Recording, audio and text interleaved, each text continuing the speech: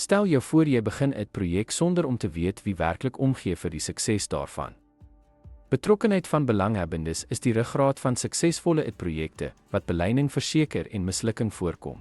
Kom ons ondersoek waarom dit noodsaaklik is om belanghebbendes te verstaan en te betrek. Identifisering van belanghebbendes en die verstaan van hul rolle. Doeltreffende kommunikasie van projekvordering en veranderinge. Stel verwagtinge oor projeklewerings en uitkomste. Aanspreek van belanghebbendes se bekommernisse om projekbeleining te handhaaf. Bou vertroue deur deursigtigheid en gereelde opdaterings. Evaluering van terugvoer van belanghebbendes om projekuitkomste te verbeter. Ten slotte, effektiewe belanghebber-betrokkenheid versterk projekbeleining en bevorder samewerking. Deur belanghebbendes te betrek, sal jy verseker dat die projek aan beide hul behoeftes en sy doelwitte voldoen. Kom ons pas dit in die praktyk toe en verbeter ons projekuitkomste. Dankie dat jy by ons aangesluit het.